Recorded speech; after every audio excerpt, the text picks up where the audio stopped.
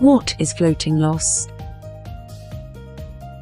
First of all, a floating loss is not a real loss, but a display of the profit and loss status of the position at the current price. Because we have not made a sell action, it will not be a real loss, so it is referred to as a floating loss.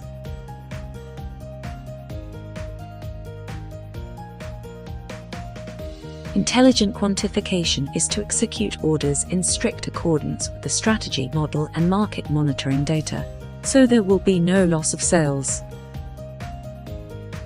The existence of floating losses is affected by three aspects, namely, the current situation, the time of quantification, and the price fluctuation of USDT. 1. When there is a downtrend, the market will fall after adding quantification.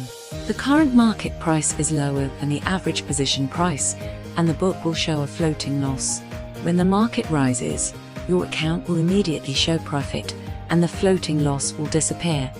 Otherwise, it will be a floating loss. 2. Quantitative time. If the quantification time is long, your profit will be far greater than the proportion of floating loss.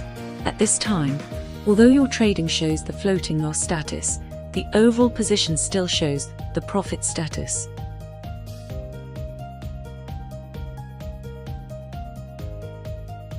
3. The price of USDT fluctuates. Under the trend of a big rise in the market, the price of USDT will fall because the amount of cash realized is relatively large. When the market falls sharply, a large amount of funds will enter, so the price of USDT will rise. Therefore, the floating loss of USDT price affects the floating loss of principal. Therefore, the floating loss is proof that you are now in a position. We have floating losses during the downward process, and we sell profitably during the upward process. Only with constant rises and falls can there be room for quantification. This is the law of the financial trading market.